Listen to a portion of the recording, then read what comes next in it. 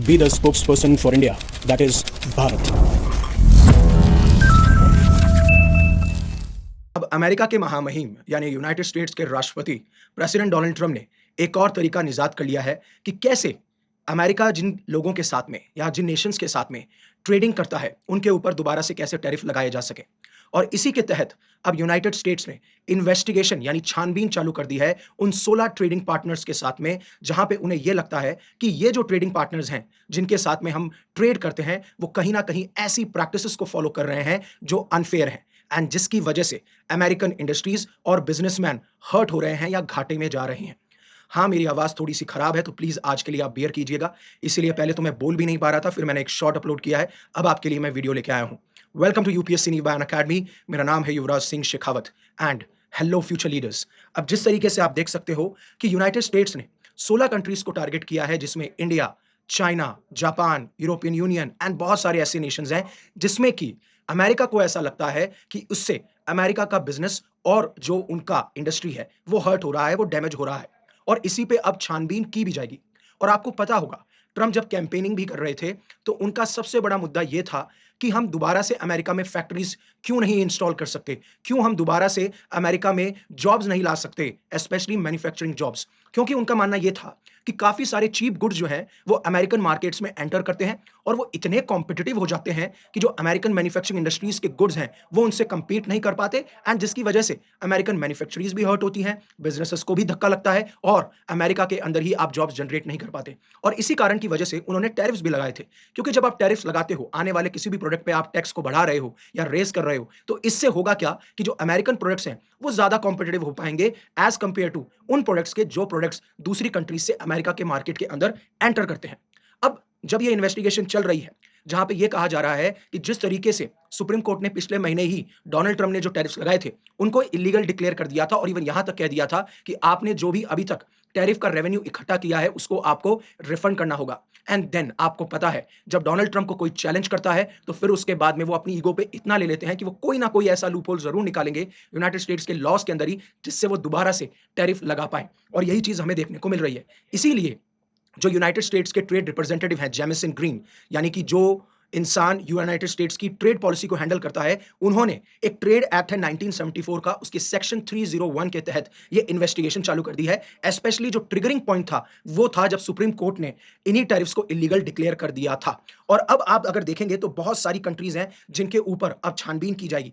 और इसका इंडिकेशन, इसका इशारा जो यूनाइटेड स्टेट्स के ट्रेजरी सेक्रेटरी हैं स्कॉट बेनेसिट, उन्होंने भी कह दिया था कि अगस्त के अंदर आप देखेंगे कि जो टैरिफ्स सुप्रीम कोर्ट ने जब सुप्रीम कोर्ट ने इन्हीं टैरिफ्स को इल्लीगल डिक्लेयर किया था, उससे पहले जो टैरिफ्स लगे थे, हम लगभग उन्हीं के बराबर टैरिफ लगाते हुए नजर आएंगे बाय अगस्त।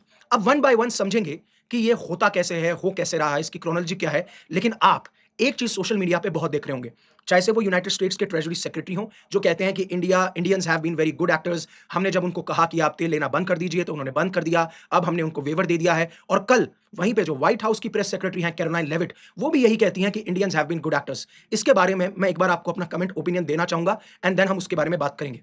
उससे पहले अन अकेडमी जो है आपके लिए लेके आया है lowest price ever in the history of an academy. जो कोर्स है वो 16,999 में है। एंड प्लीज अगर आपको कंटेंट अच्छा लगता है, रिसर्च अच्छा लगता है, आप अपडेट होते हैं, तो इस चैनल को जरूर सब्सक्राइब कीजिएगा एंड आप अपना कमेंट और अपना ओपिनियन जरूर कमेंट सेक्शन में बताइएगा। And thank you very much for all those guys who have been consistently commenting, चाहे से वो अलीशा जैन हो, सुरेंद्र सिंह हो, फरहान हो, बहुत सारे ऐसे लोग हैं जो कमेंट सेक्शन में कमेंट करते हैं and they are definitely having a mature opinion as well. अब पहली बात यह है कि एक बार के लिए सुनते हैं कि इन्होंने क्या कहा है। इन्होंने वही रिपीट किया है जो यूनाइटेड स्टेट्स के ट्रेजरी सेक्रेटरी स्कॉट बेनेसेट ने कहा था। एंड देन उसके बाद में इसी स्टेटमेंट को डिकोड करते हैं और कहते हैं, हम देखेंगे कि इंडिया का क्या कोई रिस्पॉन्स आ सकता था, व्हाई इंडिया इज साइलेंट, और क्या जरूरत भी है इंडिया को साइलेंट होने की, या कोई और ऑप्शन भी हम निकाल सकते हैं। Have a look at this clip. The President and the Secretary of Treasury and the whole national security team came to this decision because our allies in India, as you know, Lalit, have been good actors and have previously stopped buying sanctioned Russian oil. So as we work to appease this temporary gap of oil supply around the world because of the Iranians, we have temporarily permitted them to accept that Russian oil. And this अब पहली बात तो ये है कि जब United States के official ये स्टेटमेंट देते हैं, तो हमारी तरफ से कोई ऑफिशियल स्टेटमेंट क्यों नहीं आता, या हमारा कोई मिनिस्टर, हमारा कोई लीडर इसके बारे में बात क्यों नहीं करता। और काफी बार आपको ये भी लगता होगा कि नहीं, हम स्ट्रेटेजिकली साइलेंट हैं। इसके बारे में भी काफी लोग इसके फायदे गिनाते हैं कि क्यों हम बिना फालतू में इस थिएटर के अंदर एंटर करें। बट पहली बात यह है कि जब आपको सेक्रेटरी टारगेट कर रहा है, आपको डोनाल्ड ट्रम्प टारगेट कर रहे हैं, देन उसके बाद में कैरोलाइन लेविट जो कि व्हाइट हाउस की प्रेस सेक्रेटरी हैं, वो टारगेट कर रही हैं। पहले तो मैं इनकी बात को ही थोड़ा-सा इग्नोर करूँगा। इन्होंने कहा कि इंडिया ने तेल खरीदना ही बंद कर दिया। मैं वो बात कहना चाहूँगा, इंडिया ने कभी तेल खरीदना बंद नहीं किया है। हाँ, इंडिया जो पहले परसेंटेज ऑफ ऑयल मँगाया करता था रशिया से, उसमें ज़रूर कमी आई थी। आप देख सकते हो यहाँ पे फरवरी 22-23 का डेटा है 22%, देन 36 हुआ, देन 33 हुआ, देन 19.3 हुआ और अब फरवरी में 24 हो चुका है। और अब तो ऑब्वियस सी बात है, जिस तरीके से स्ट्रेट ऑफ हॉर्मुज़ पे आपको अटैक्स देखने को मिल रहे हैं ऑयल टैंकर्स के ऊपर, एंड बार-बार ईरान ने साफ-साफ ये दर्शा दिया है कि हमारे पास में अभी भी ऑप्शन है कि हम पूरे के पूरे जो ग्लोबल एनर्जी मार्केट है या जो ग्लोबल इकोनॉमिक ग्रोथ है, उसको डिसरप्ट कर सकते हैं और उसका इम्पैक्ट आपको हर जगह देखने को मिल रहा है। यूरोपियन नेशंस हों, इंडियंस हों, हर लोग फेस कर रहे हैं और कमर्शियल जो रेस्टोरेंट्स हैं या जो कमर्शियल स्पेसेस हैं, वहाँ पे तो एलपीजी क्राइसिस भी हमें देखने को मिल रहा है। मैं एक शॉट भी ज़रूर लेके आऊँगा कि क्यों ये एलपीजी क्राइसिस हो रहा है, उसके पीछे का डीपर रीज़न क्या है और हम क्या कर सकते हैं। तो जहाँ पे इन्होंने कहा ना कि हमने बंद कर दिया था, वैसा कुछ भी नहीं है। लेकिन मुझे आप बताइए, जो हमारे मिनिस्ट्री ऑफ एक्सटर्नल अफेयर्स के स्पोक्स पर्सन है रणधीर जायसवाल साहब, वो बार-बार मीटिंग करते हैं। क्या वो अब मीटिंग नहीं कर सकते? क्या हमारे बाकी जो ऑफिशियल्स हैं, पॉलिटिशियंस हैं, वो मीटिंग नहीं कर सकते? आप बोलेंगे सर क्या मतलब है? ये तो बार-बार ऐसा करते रहते हैं, हम साइलेंट हैं। तो फिर जब बांग्लादेश में हिंदूज़ को मारा गया, तो आपने क्यों बांग्लादेश के साथ में कंसर्न रेज़ किया? आपने क्यों कहा कि आपका दायित्व है कि आप माइनॉरिटी को प्रोटेक्ट करेंगे? जब सीज़फायर में बार-बार ये हो रहा था, यूनाइटेड स्टेट्स ये कह रहा था कि हमने ये सीज़फायर कराया है, तो आपने क्यों पार्लियामेंट के अंदर आपने statement, even ministry of external affairs Randhir Jaiswal साहब जो हैं, उन्होंने क्यों ये कहा कि कोई भी थर्ड पार्टी इंटरवेंशन नहीं था? जब आप वहाँ पे डिप्लोमैटिकली खेल रहे थे, आप यहाँ पे भी डिप्लोमैटिकली खेल सकते हो। अब आप बोलोगे सर कैसे? आप ये कह सकते हो ना कि हाँ, इंडियंस बहुत अच्छे एक्टर्स हैं। क्यों? क्योंकि इंडियंस फॉलो करते हैं जो इंडिया की पॉलिसी को सूट करता है या इंडिया के इंटरेस्ट को सूट करता है या जो इंडियन पॉलिसी का डायरेक्शन होना चाहिए उसको।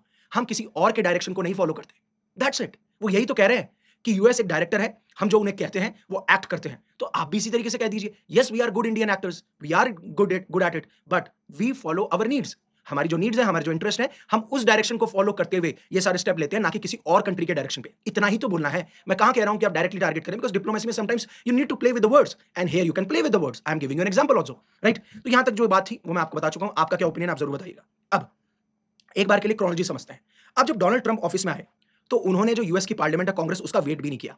उन्होंने एक लॉ का इस्तेमाल किया जिसका नाम आप सुन चुके होंगे, international emergency economic powers act, जिसमें उन्होंने ये क्लेम किया कि जो ये फेंटानिल ट्रेड हो रही है, चाहे वो कनाडा से हो, मैक्सिको से हो, और जो हमारे ट्रेड डेफिसिट है, यानी कि मान लीजिए जितना माल हम किसी कंट्री से मंगाते हैं, उसका बिल ज़्यादा है एज़ कंपेयर टू जितना माल हम उस कंट्री में भेजते हैं। इसकी वजह से हमें ट्रेड डेफिसिट या ट्रेड में घाटा देखने को मिलता है।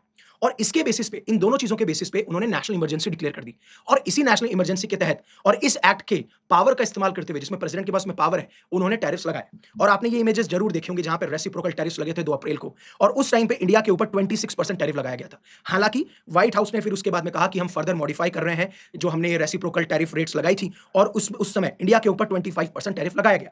देन जिस तरीके से डोनाल्ड ट्रम्प के ऊपर प्रेशर बढ़ता जा रहा था कि मुझे कुछ ना कुछ ऐसा करना होगा जिससे कि मैं रशिया यूक्रेन वॉर रुकवा सकूं, और बार-बार उनका ये क्लेम होता था कि रशियन जो ऑयल खरीदा जा रहा है इंडिया के द्वारा, चाइना के द्वारा, उससे जो वॉर है वो फंड हो रही है। अब इस टाइम वो भूल चुके हैं, क्योंकि उन्हें भी पता है कि उन्होंने जो वॉर छेड़ दी, स्ट्रेट ऑफ हॉर्मुज़ क्राइसिस हो गया, ईरान उनकी नब्ज़ पे बैठा है, तो अब मैं ये चीज़ नहीं कर सकता। तो जो भी रशियन ऑयल सी के ऊपर, समुद्र के ऊपर फ्लोट कर रहा है, उसके लिए परमिशन दे दी। और परमिशन देने की क्या बात है, आप खुद कॉन्टैक्ट कर लीजिए ना। मतलब आपको पता है कि आपकी एनर्जी नीड है तो बाय कीजिए, और यही चीज़ कही है। हालाँकि किसी इंडिविजुअल ने मुझे कमेंट किया था कि क्या कोई ऐसा गवर्नमेंट ऑफिशियल है जिसकी तरफ से ये कमेंट आया? मैंने जब उसके ऊपर सर्च किया, मुझे कोई भी ऐसा गवर्नमेंट ऑफिशियल नहीं मिला। हालाँकि काफ़ी सारे मीडिया हाउसेज़ ने ज़रूर छापा था कि हमने गवर्नमेंट ऑफिशियल से बात करी है और उसके बाद में हमें ये चीज़ देखने को मिली है, लेकिन ऐसा मुझे कहीं नहीं देखने को मिला। लेकिन हाँ, पीआईबी जो है, उन्होंने एक वीडियो रिलीज़ किया था, उसके अंदर उन्होंने ज़रूर बोला है कि हमें किसी और देश की ज़रूरत नहीं है, हमारे पास में अब 40 से ज़्यादा ऐसे देश हैं जहाँ से हम तेल मंगवा सकते हैं। तो वो उस रेफरेंस में कहा गया था, क्योंकि पीआईबी जो है गवर्नमेंट वेबसाइट है, तो वहाँ से इस बेसिस पे ये चीज़ कही गई है, तो मैं उसको भी आपको क्लियर कर देता हूँ। लेकिन जब हम रशियन ऑयल परचेज़ कर रहे थे, हमारी मात्रा बढ़ रही थी, तो यूक्रेन वॉर का दलासा देके हमें ये बोला गया कि हम आपके ऊपर 50% लगाते हैं। एंड सबसे खास बात आप ये देखेंगे ना कि ये जो एक्ट है जिसमें नेशनल इमरजेंसी डिक्लेयर करके आप 1979 से देखिए 2025 तक, इसका ग्राफ आपको बढ़ता हुआ दिखेगा। और पिछले दशकों में तो ये देखा जाता है कि काफ़ी सारे प्रेसिडेंट इन पावर्स का इस्तेमाल करते हैं नेशनल इमरजेंसी डिक्लेयर करके, और जो भी उनके हक में है या जो भी उनके राइट्स हैं, उसके हिसाब से ये एक्ट करते हुए नजर आते हैं।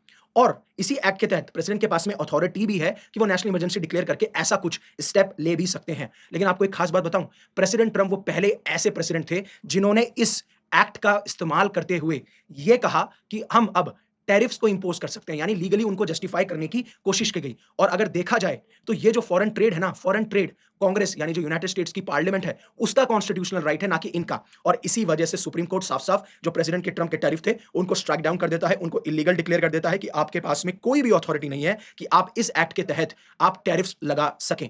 और फिर उनको कह दिया था जो आपने $160 बिलियन अभी तक इन टैरिफ से रेवेन्यू कमाया है, अब आप इनको रिफंड करना होगा। और सबसे शॉकिंग बात है, अगर इसको स्ट्राइक डाउन नहीं किया जाता ना तो 2035 तक $1.4 ट्रिलियन का टैरिफ रेवेन्यूज यूनाइटेड स्टेट्स कमाता, यानी कि अप्रॉक्सीमेटली उतना ही बजट जितना यूनाइटेड स्टेट्स अपने डिफेंस के लिए अलोकेट कर रहा है। तो आप समझ सकते हैं कि इसका कितना बड़ा मैग्नीट्यूड है। अब यहां तक तो चलो बिल्कुल ठीक था, लेकिन फिर डोनाल्ड ट्रंप है। डोनाल्ड ट्रंप ने एक और एक्ट का इस्तेमाल किया, ट्रेड एक्ट ऑफ 1974। उसके सेक्शन 122 के तहत उन्होंने बोला कि अब मैं बाकी कंट्रीज पे 10% टैरिफ लगाता हूं। और सबसे मतलब अलग बात, यूनिक बात ये थी कि डोनाल्ड ट्रंप को पता है कि मुझे टैरिफ लगाने ही लगाने हैं। अब उनका इंटेंशन है कि चाहे से टैरिफ रेवेन्यू हो या फिर अमेरिकन इंडस्ट्रीज को ग्रो करना हो या उनके मार्केट को आगे बढ़ाना हो, जॉब्स देना हो, वो सारी चीजें हैं। अब इसमें एक लूपहोल क्या है? इसमें एक लूपहोल ये है कि इसमें ये कहा गया था कि ये 150 दिन तक वैलिड होगा, यानी ये जुलाई में एक्सपायर हो जाएगा। और इसीलिए इनको ये पता भी था कि ये जो है जुलाई तक एक्सपायर हो जाएगा, हमें कोई ना कोई ऐसी चीज करनी पड़ेगी जिसकी वजह से हम दोबारा से टैरिफ लगा सकें और उसी लेवल पे ला सकें जब सुप्रीम कोर्ट ने हमारे जो डिसीजन लेके हमारे टैरिफ को इलीगल डिक्लेयर किया उससे पहले वाले लेवल तक ला सके। लेकिन अब देखिए यूनाइटेड स्टेट्स की स्ट्रेटजी, कुछ ऐसे गुड्स हैं जिनके ऊपर कोई इंपोर्ट ड्यूटी नहीं लगाएगी क्योंकि उनको यूनाइटेड स्टेट्स को जरूरत है। For example critical minerals, natural resources of fertiliser, जो कि वहां पे ना तो वो उगा सकते हैं, ना माइन कर सकते हैं, ना कोई और तरीका है, चाहे वो फार्मास्यूटिकल हो या उनके इंग्रेडिएंट्स हो, जो इंपॉर्टेंट चीजें थी उसके ऊपर कोई भी इंपोर्ट ड्यूटी नहीं लगाई गई। अब यूनाइटेड स्टेट्स ऐसा कर क्यों रहा है? तो एक्चुअली मैंने आपको बता दिया, लेकिन इसके पीछे रीजन है एक्सेस प्रोडक्शन। यानी कि ये कहते हैं कि इंडिया हो, चाइना हो, ईयू हो, जापान हो, ये इतने गुड्स प्रोड्यूस करते हैं कि इनकी खुद की कंट्रीज की नीड तो सेटिस्फाई हो जाती है उस गुड्स से, इवन उनके पास में और ज्यादा गुड्स बच जाते हैं जो कि ये दूसरे मार्केट में भेजते हैं, यानी जैसे यूनाइटेड स्टेट्स के मार्केट में भेजा जाता है।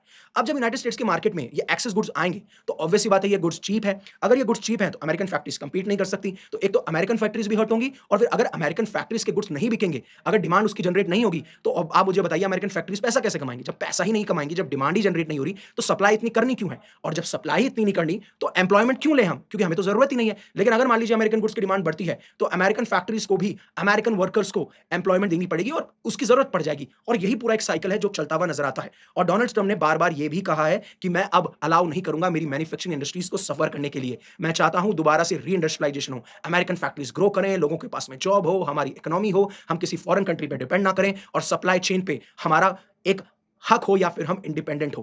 और इसी सेक्शन 301 के तहत अब ये इन्वेस्टिगेशन शुरू कर चुके हैं जिसमें कि अमेरिकन इंटरेस्ट या अमेरिकन ट्रेड को हार्म किया जा रहा है। और अगर इन्वेस्टिगेशन में ये पता चल जाता है कि अनफेयर प्रैक्टिसेस हो रही हैं तो यूनाइटेड स्टेट्स टैरिफ इंपोज कर सकते हैं, कुछ ट्रेड रेस्ट्रिक्शन लगा सकते हैं कि आपका इतना ही माल आएगा, इतने ही नंबर ऑफ गुड्स आएंगे जिसे हम कोटा कहते हैं, और बाकी सारे ट्रेड एक्शंस लिए जा सकते हैं। और मुझे लगता है पॉसिबली इतने सारी चीजों के ऊपर ये ध्यान दे रहे हैं ना कि कहीं ना कहीं तो ये लगा ही देंगे टैरिफ्स।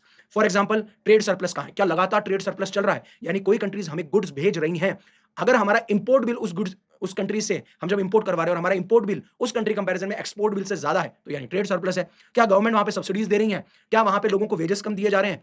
क्या वहां पे वीक लेबर और एनवायरमेंट स्टैंडर्ड्स हैं? तो अगर ये प्रैक्टिस आप देखोगे तो कोई ना कोई कंट्री किसी ना किसी अनफेयर ट्रेड प्रैक्टिसेस में आ ही जाएगी, क्योंकि हर एक कंट्री के कुछ ना कुछ तो नियम है ही ना, चाहे से वेजेस को लेके हो, चाहे से सब्सिडीज को लेके हो, या परसिस्टेंट ट्रेड सरप्लस को लेके हो। अगर आप इंडिया से बोलेंगे तो इंडिया और यूएस की अगर आप ट्रेड देखेंगे तो काफी सालों से हम सरप्लस में ही है, तो ये एक और रीजन बन जाएगा कि हमारे ऊपर टैरिफ लगा दिया जाएगा। तो यही कहा जा रहा है कि अगस्त में जो है ये टैरिफ लगा दिए जाएंगे और इनका इंटेंशन भी यही है। तो अब यूएस क्या करेगा? यूएस अब जो बिजनेसमैन है या जो एक्सपर्ट्स हैं उनसे ये बोलेगा कि आप अपने कमेंट्स को सबमिट कीजिए, आप इसके बारे में क्या सोचते हैं। उसकी डेट है मार्च 17 2026। फिर उसके बाद में अप्रैल 15 2026 लास्ट डेट है जब तक आप अपने कमेंट्स को सबमिट कर देंगे, एंड देन मई 5 से लेकर मई 8 तक इसकी पब्लिक हियरिंग चलेगी। और उस प्रोसेस के बाद में यूएस ये डिसाइड करेगा कि हमें ट्रेड एक्शन लेना है कि नहीं लेना। और शॉकिंगली ये है कि कनाडा, जिसके ऊपर फेंटेनाइल ट्रेड के एलिगेशंस लगे थे, वो तो इस लिस्ट में मेंशन ही नहीं है। और जहां तक इंडियन एक्सपोर्ट्स की बात रही, तो अगर आप अप्रैल और जनवरी फाइनेंशियल ईयर 2026 के बीच में देखेंगे तो electronics, textile, engineering goods, auto components, solar equipments, ये सारा का सारा डेटा है जो पार्लियामेंट के द्वारा टेबल किया गया था, पार्लियामेंट के अंदर टेबल किया गया था मिनिस्ट्री ऑफ कॉमर्स के द्वारा। तो अगर इनके ऊपर अब इन सेक्टर जो कि मैन्युफैक्चरिंग सेक्टर्स हैं, इनके ऊपर कड़ी निगरानी होगी, और इवन अगर 10 से 15% भी टैरिफ लगाया जाता है तो वो भी करीबन हमारे $10 बिलियन के जो गुड्स हैं उनको अफेक्ट करता हुआ नजर आएगा। तो अगेन जो महामहिम है, जो यूएस के राष्ट्रपति हैं, उन्होंने एक और तरीका निकाल लिया है कि कैसे मैं टैरिफ्स लगाऊं इन सारे ट्रेडिंग पार्टनर्स के ऊपर। आपका क्या मानना है कमेंट सेक्शन में जरूर बताइएगा। Thank you very much for giving me your precious asset, that is your time. Stay safe, stay happy, take care, and always remember one thing, live in such a way that universe will be proud of you. Stay safe, stay happy. Jai Hind, Jai Bharat.